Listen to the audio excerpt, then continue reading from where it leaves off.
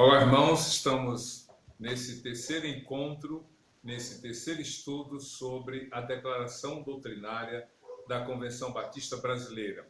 Nós já tivemos dois temas muito importantes relacionados a esse assunto sobre a declaração doutrinária e, na verdade, esse terceiro encontro se constitui, se você observar, na sequência, no primeiro estudo, nós fizemos uma retrospectiva daquilo que são os princípios batistas e logo em seguida começamos a declaração doutrinária estudando sobre as Escrituras.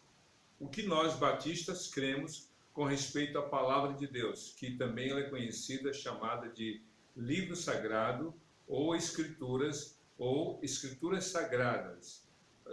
Os termos são variados, mas para nós o que importa é reconhecimento de que a Bíblia é a Palavra de Deus. E aprendemos algumas coisas importantes sobre esse assunto. Logo em seguida, demos início aos demais temas que compõem a doutrina batista.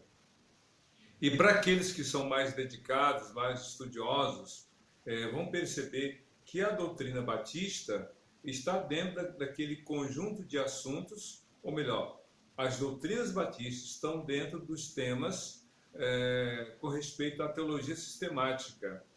E teologia sistemática é quais são os temas pertinentes à teologia. E nós, batistas, nós cremos que as nossas doutrinas estão fundamentadas na Palavra de Deus. E pensando nessa questão da teologia sistemática, a gente começou a estudar sobre a Trindade, já que o primeiro estudo, depois das Escrituras, foi sobre Deus. Esse Deus triuno, esse Deus que é pleno, que é todo-poderoso e que se manifesta como Deus Pai, como Deus Filho e Deus Espírito Santo. E nós temos aprendido muitas coisas sobre Deus, o Deus triuno, o Criador, o Redentor, e agora vamos estudar, dentro dessa perspectiva, a respeito do Deus Espírito Santo. O que temos a aprender sobre este assunto? Então vamos ver aqui, são vários assuntos relacionados ao Espírito Santo, uma coisa que a gente já tem aprendido, e aqui a gente vai ver, sobre o papel, a atuação do Espírito Santo na vida do crente, na vida da igreja e na vida do mundo. Uma coisa que a gente já tem aprendido, que o Espírito Santo é um em essência com Deus e Jesus Cristo.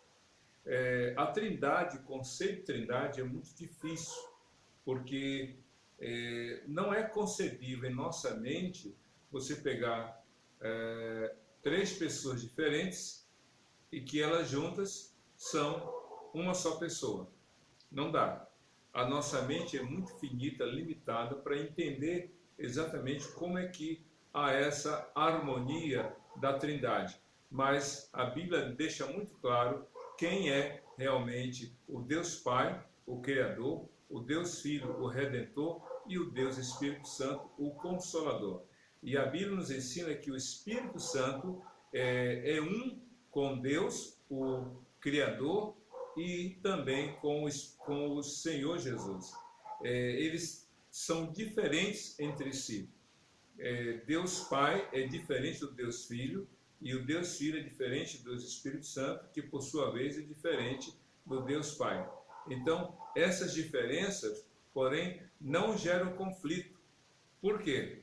Porque o Espírito Santo é um com o Pai e com Jesus.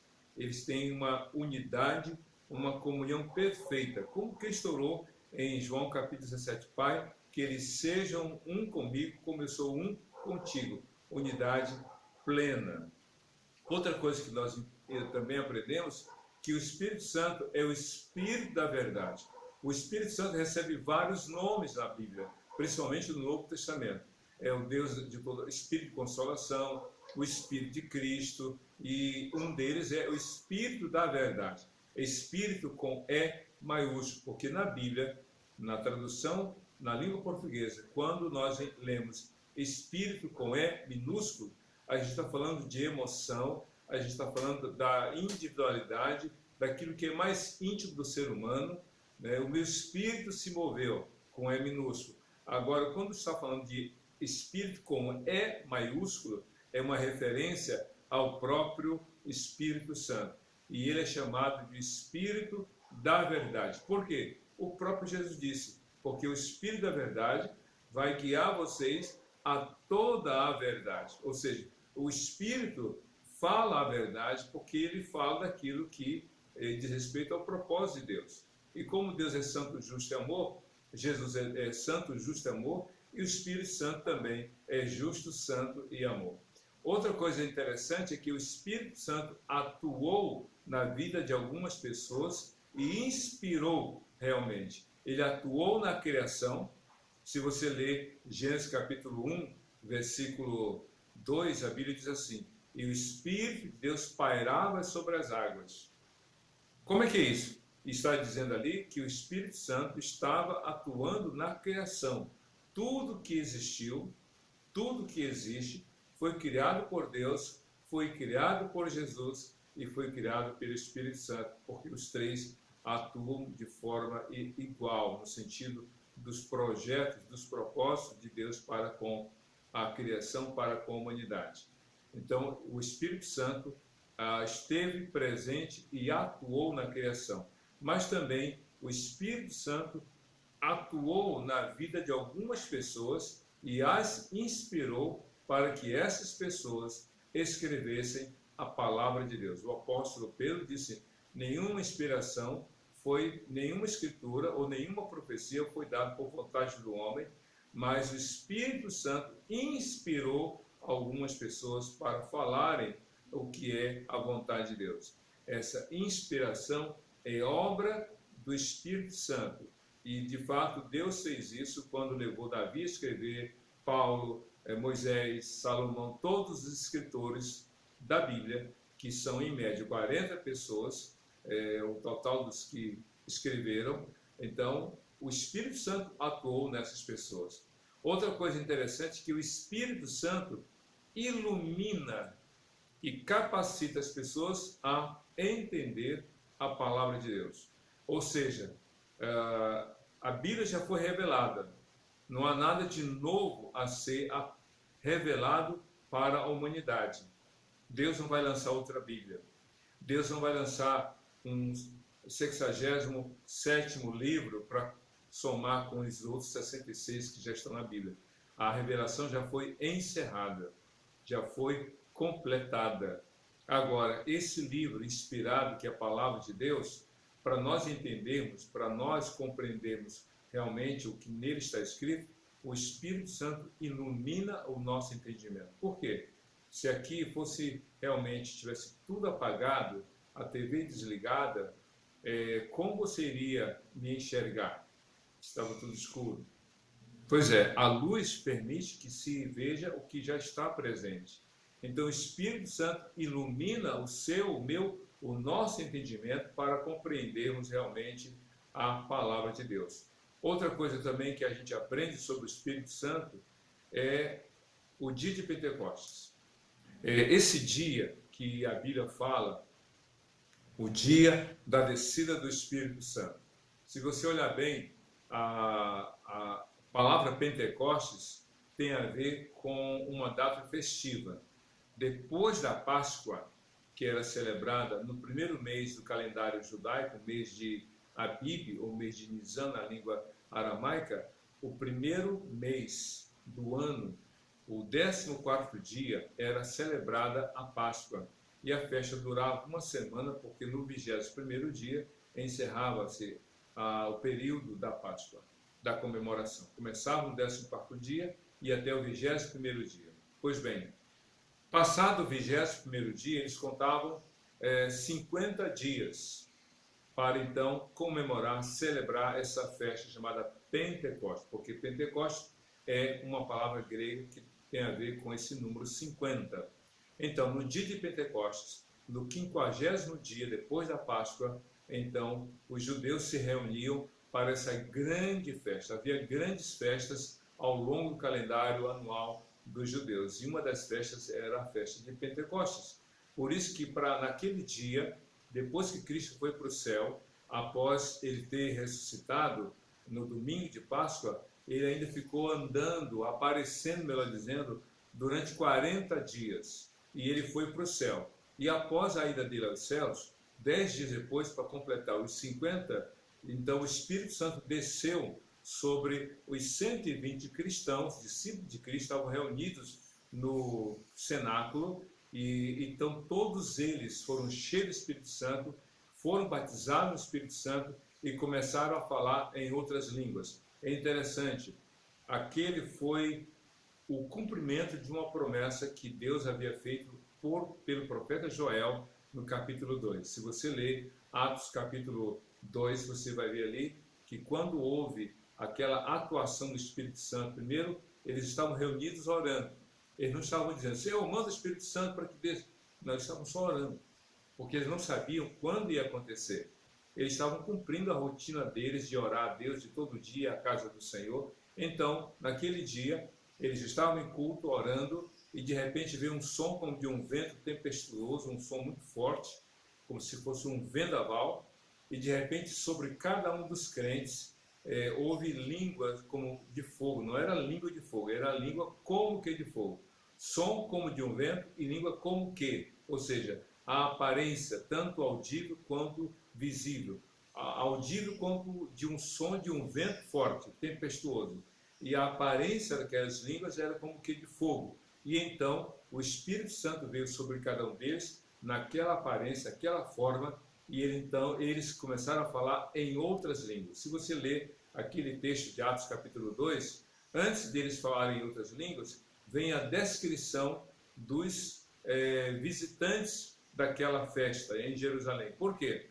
Porque, como era uma festa anual, muito importante, os judeus de outras regiões, de outros países, e que tinham nascido ou criado em outras nações, foram para lá e eles ouviram a pregação do Evangelho, mas cada um na sua língua nativa. Quem nasceu na Itália ouvia em latim, quem havia nascido em Atenas ouvia em grego e assim por diante. E ali você vai ver que é uma descrição pormenorizada de vários moradores daquela região, ou daquelas regiões. E todos eles ouviram a pregação do Evangelho na língua nativa. Então, dialectos, ou melhor, línguas ali, da língua grega, é dialectos. E dialectos é idioma. Eles ouviram a pregação do Evangelho, não numa língua desconhecida, mas na língua original na qual eles tinham sido criados. E isso é muito interessante. Então, o Espírito Santo veio, e assim, com aquele ato, houve a inauguração, a descida do Espírito Santo, batizando aqueles servos do Senhor, levando-os a proclamarem em primeira mão o Evangelho para o mundo conhecido da época, representado ali por aqueles visitantes judeus que vinham de outras partes do mundo. Então, nesse texto de Atos capítulo 2, a gente vê que o Pentecostes, então, foi essa festa marcante. Naquele dia, o Espírito Santo veio, batizou todos os cristãos e todos eles foram capacitados a realmente pregarem a palavra de Deus no nome de Jesus, dando início àquele cumprimento de Atos 1:8. E o Espírito, vocês receberão poder ao descer sobre vocês o Espírito Santo, e vocês serão minhas testemunhas, tanto em Jerusalém como na Judéia, Samaria e até os confins da terra. Que coisa maravilhosa, né? Vamos ver aqui outro assunto agora, ainda sobre o Espírito Santo. O crente recebe o Espírito Santo na conversão. Essa é uma outra verdade muito importante.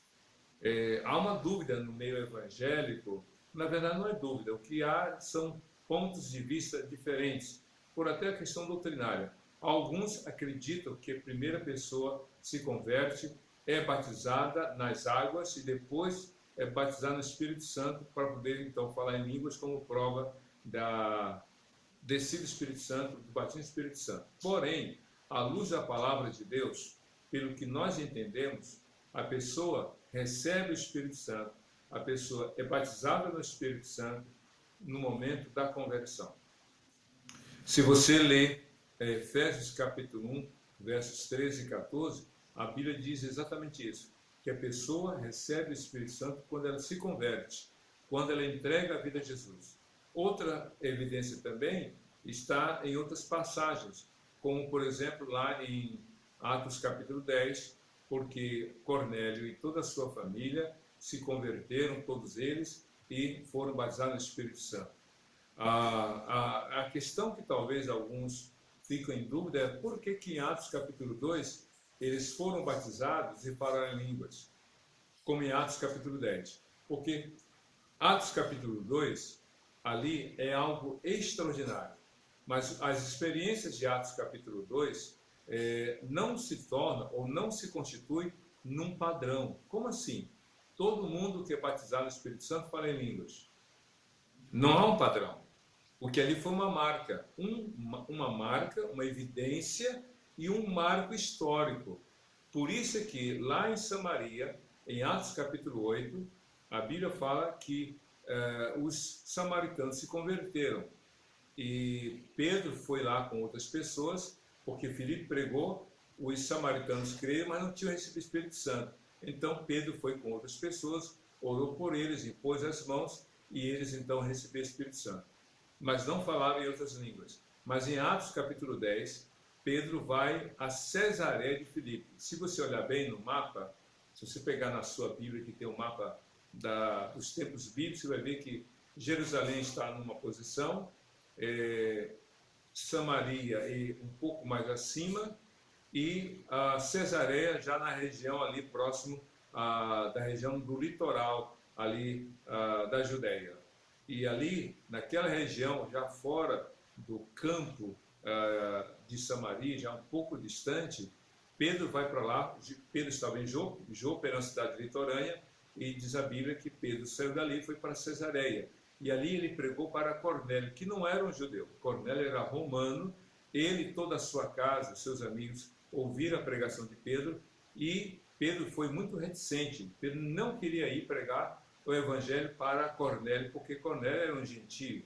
Mas Jesus disse: vá, eu estou mandando. E Pedro foi em obediência, pregou com muito receio, pregou, e aí, para a surpresa dele, aconteceu que enquanto ele pregava, o Espírito Santo veio sobre Cornélio e toda a sua família, e eles começaram a falar em outras línguas, glorificando a Deus, porque diz lá o texto, em outras línguas, glorificando a Deus. Ou seja, eram línguas talvez estranhas para Cornélio e a sua família, talvez para Pedro, mas outros entenderam o conteúdo, porque por isso é que disseram, em outras línguas eles glorificavam a Deus. E aquilo foi muito marcante para Pedro, porque Pedro se lembrou, lá em Jerusalém, algum tempo atrás, o Espírito Santo veio, fomos batizados no Espírito Santo e falamos em outras línguas. E agora Cornélio, um gentio, com toda a sua família, eles são romanos, não são judeus, eles ouvem a pregação do Evangelho, creem e são batizados no Espírito Santo e falam em outras línguas. Para quê? Para mostrar que o Evangelho deveria ser pregado a todo mundo. Se você ler Atos capítulo 2 ou capítulo 20, nas palavras de Cristo ele diz lá, vão e por todo mundo preguem o Evangelho, batizando as pessoas no nome do Pai, do Filho e do Espírito Santo, ensinando-as a guardar todas as coisas que eu tenho mandado a vocês, e eu estarei com vocês até o fim dos séculos. Naquele texto não há nenhuma indicação de que as pessoas, ao serem ouvintes do Evangelho, ao crerem em Cristo, seriam batizadas, mas não fala em falar em línguas. Por quê? Porque o falar em línguas era algo específico para a experiência dos judeus que eram resistentes à pregação do Evangelho a outras nações, a outras etnias. E isso ficou muito claro. Pois bem, outra coisa importante aqui na questão número 7, o Espírito Santo dá testemunho de Jesus Cristo. Se você ler Atos capítulo, ou melhor, João 16, você vai observar que o Espírito Santo iria falar de Cristo, iria comunicar aos crentes aquilo que iria receber de Jesus. O próprio Cristo falou, quando ele vier, ele vai transmitir o que de mim terá ouvido. Ele vai falar para vocês o que diz respeito a o que deve ser colocado. Então, o Espírito Santo é aquele que dá testemunho. Ele fala a respeito de Cristo e ele glorifica ao próprio Jesus. Por quê? Porque Jesus disse, e ele me glorificará. O Espírito Santo não veio para ser glorificado. Nós nem devemos orar ao Espírito Santo, como eu já falei outras vezes. A gente ora no Espírito, mas não ao Espírito. Efésios capítulo 6, a partir do verso 18, o apóstolo Paulo fala de orar no Espírito. E orar no Espírito, sabe, é aquela intimidade com Deus, é aquele coração voltado para Deus, aquela súplica intensa, é orar no Espírito, orar na concordância da vontade de Deus. Mas não orar ao Espírito, porque o Espírito Santo veio para glorificar o Senhor Jesus. Outra coisa que também se encontra em João 16 é que o Espírito Santo convence o mundo do pecado, da justiça e do juízo. Então vejam só, a gente está se aprofundando sobre a atuação do Espírito Santo no mundo, no crente e na igreja. No mundo, o Espírito Santo simplesmente atua para convencer as pessoas que elas são pecadoras, que elas estão condenadas e que o juízo de Deus virá sobre cada uma das pessoas e que a pessoa precisa se converter. Então, esse papel do Espírito Santo na vida das pessoas deste mundo é convencê-las do pecado, da justiça e do juízo. E quando a pessoa se converte, então aí vem o item número 9. O Espírito Santo realiza a conversão, a regeneração. Por quê? Porque o Espírito Santo leva a pessoa a se converter e a pessoa então é gerada de novo. É um milagre que acontece. Ela nasce de novo pela ação do Espírito Santo na vida dela. A ciência não consegue explicar como isso acontece. Eu me lembro que uma vez eu conversei com uma escrivã de uma delegacia em Duque de Caxias, hoje ela mora fora do Brasil até, mas na época ela era escrivã, trabalhava na delegacia aqui na região da Baixada Fluminense, e ela contou assim para mim, pastor Clark, o delegado, o titular da delegacia tal, eu já o vi, ele ficava na ponta dos pés, olhando por uma janela bem pequena, os presos louvando a Deus, adorando a Deus. E ele via sinceridade naquelas ações. E ele se perguntava e perguntava para nós, seus auxiliares, como é possível? Uma pessoa que cometeu crimes, pessoa que fez isso, aquilo, outro, agora que na prisão se quebranta, se arrepende e passa a ter um outro comportamento, como é possível? Cristo falou isso. Cristo falou para Nicodemos, você vê o vento. Não, você não vê o vento. Você vê a ação do vento. O vento é invisível aos olhos humanos, mas é inegável a sua ação pelo movimento das árvores, pelo movimento das folhas, das coisas. Quando o vento sopra, não dá para negar que ele está ali atuando, presente. Então o Espírito Santo é assim. Jesus diz, você não sabe de onde ele vem e nem para onde vai, mas você consegue ver os seus efeitos. Assim é o nascido de novo. Não dá para explicar, mas não dá para negar. Outra coisa interessante, o Espírito Santo sela o crente para o dia da redenção final. Se você ler Efésios 1,14, a Bíblia diz que o Espírito Santo é o penhor. Se você entende o que é o penhor, por exemplo, a Caixa Econômica tem um setor dos penhores. Então, eu vou dar uma explicação. Vamos supor que esse controle fosse uma barra de ouro. Vamos imaginar, uma barra de ouro de meio quilo de ouro. E aí, você esteja precisando de 10 mil reais de empréstimo. Aí você vai à Caixa Econômica e diz, olha, isso aqui é uma barra de ouro, pesa meio quilo e ela custa, vamos imaginar, 50 mil reais. Eu só preciso de 10 mil reais. Eu quero penhorar essa barra de ouro e deixar essa barra de ouro aqui e pegar os 10 mil reais emprestado. Se eu não vier devolver os 10 mil reais com juros, vocês podem ficar com a barra de ouro. Então, geralmente, o penhor vale mais do que o valor emprestado. Só que o avalista da Caixa Econômica vai pegar aquela barra de ouro e vai examinar para ver se é de ouro mesmo, de 24 quilates, ou seja, 99,99 de pureza. Aí, depois que ele avalia, olha, realmente vale 50 mil reais. Você quer quanto? 10 mil. Então, toma os 10 mil. Isso aqui é a garantia. De quê? Que você vai voltar e pegar isso, porque isso vale mais do que o que você pegou de emprestado. A Bíblia diz que o Espírito Santo é o penhor, é a garantia de que nós vamos ser levados para a glória celestial. Por quê? Porque nós precisamos. Deus prometeu nos levar para a sua glória. Cristo disse: eu virei outra vez e os levarei para mim. Mas qual é a garantia? O Espírito Santo. O Espírito Santo, então, recebe dois nomes em Efésios capítulo 1, verso 14. Ele fala que nós fomos selados com o Espírito Santo da promessa. Sabe o que é selo? Selo é autenticidade, é verdadeiro. Selo é garantia de propriedade, pertence a alguém. Selo é garantia de inviolabilidade, ninguém pode mexer. Selo é isso. Quando o imperador selava uma carta com o selo do império, é verdadeira essa carta, é inviolável e ninguém pode se apropriar. Pertence ao império. Pois bem, o Espírito Santo é o selo de Deus, é a garantia de que você, de que eu, de todos os crentes, pertencemos ao Senhor. Mas, ao mesmo tempo, o Espírito Santo em nós é o penhor, é a garantia de que Cristo virá para nos levar para a glória dele. Amém. Outra coisa interessante é que o Espírito Santo, como a gente está vendo, ele habita no crente. Se você ler João capítulo 14, versos 15 e 16, Cristo fala: eu vou pedir ao Pai e Ele mandará para vocês outro Consolador que estará com vocês e habitará em vocês. Então o Espírito Santo habita no crente. Se você ler 1 Coríntios capítulo 3, verso 16 em diante, o apóstolo Paulo diz que o nosso corpo é templo do Espírito Santo.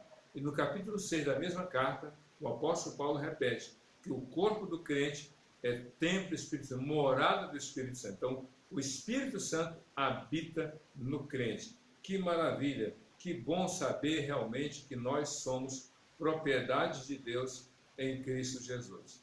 E por fim, para nós terminarmos, qual é outra atuação do Espírito Santo?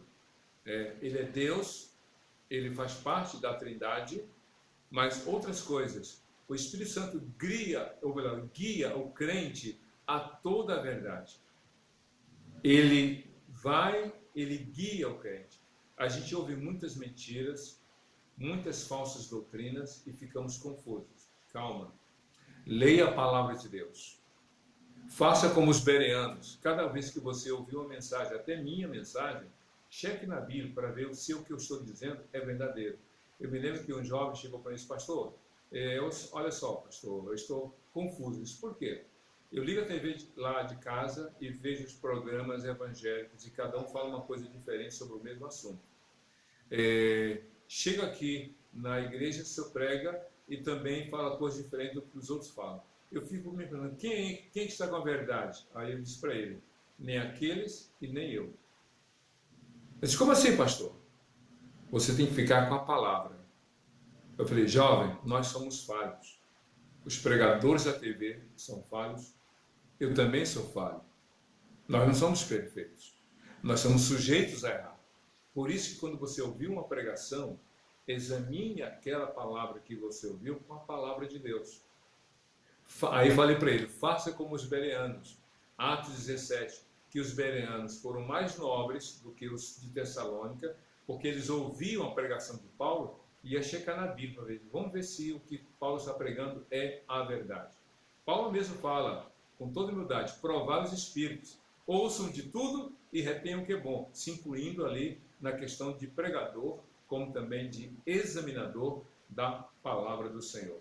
Outra coisa que a gente aprende é o Espírito Santo capacita para obedecer, ou capacita o crente para obedecer à vontade de Deus. Ou seja, o Espírito Santo dá entendimento para que a pessoa compreenda a palavra, mas também fortalece a pessoa para que ela realmente faça a vontade de Deus. O Espírito Santo habita no crente, a gente já viu isso. E penúltima coisa muito importante que vamos aprender o Espírito Santo distribui os dons aos crentes para que os crentes façam a obra de Deus, sirvam a Deus. Eu sugiro que você leia 1 Coríntios capítulo 12, de 1 a 11.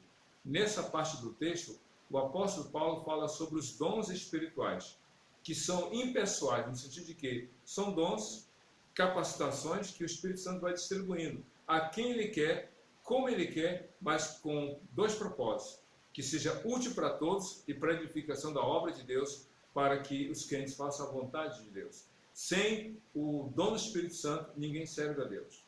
Você pode ter habilidade, ter talento, mas para servir a Deus, tem que ter o dom do Espírito Santo. E por fim, o Espírito Santo, ele, na sua plenitude, e ele atua, ele vive na vida do crente de forma plena, para que o crente frutifique e realmente tenha condições de viver uma vida cristã vitoriosa. Ou seja, de alguma forma aqui está falando sobre a santificação. Por quê? A santificação é o crescimento da vida com Deus. Vamos imaginar aqui esse controle. Vamos supor que ele fosse um parafuso, aquele parafuso chamado autoatarrachante, né? Ou Phillips ou de fenda, não importa. Aquele parafuso autoatarrachante, ou seja, à medida que você vai apertando, girando, melhor dizendo, no sentido horário, ele vai ficando mais apertado, entrando na madeira. Vamos aqui imaginar na madeira o seu uso. Pois bem, então se aqui fosse um grande parafuso e você colocasse uma bola de aço inox aqui na borda daquelas voltas que ele dá, então você soltando, o que aconteceria? Essa bola de aço inox iria girando, e à medida que iria girando, ia descendo até cair. Por quê? É o efeito da gravidade, e até porque essas voltas, essas curvas que o parafuso tem, na verdade, são para que ele possa se fixar. Mas nessa posição, uma bola de aço inox bem pequena iria escorregando e caindo. Agora vamos inverter, colocar esse parafuso de ponta para cima. Lembrando um pouco, a vida sem Deus é assim. A pessoa sem Deus, a tendência é descer mais na sua vida, na sua degradação, na sua vida sem Deus, nos seus atos, seus pecados e tudo mais. Agora vamos imaginar o parafuso de ponta para cima. Você coloca a bola de aço inox aqui. Não há nenhuma condição dessa bola de aço inox subir, porque a força da gravidade a impede. Só algo muito forte dentro dela poderia fazê-la a girar para subir. A cada volta ela subiria cada vez mais. A vida com Deus é assim. O homem sem Deus não sobe. Só Deus leva o homem, através do Espírito Santo, a viver uma vida agradável a Deus. E é isso a santificação. Então aprendemos tudo isso sobre o Espírito Santo, e eu desejo que o Espírito Santo realmente atue na sua vida, dirigindo o seu viver, fazendo a vontade de Deus. Vamos orar? Feche seus olhos, curva sua cabeça, oremos. Deus de amor, abençoa o teu povo, que a tua palavra, através do teu Espírito Santo, faça a tua vontade em cada coração. Oramos assim, em nome de Jesus. Amém e amém. Que Deus te abençoe e seja feliz com Jesus, hoje para todos sempre.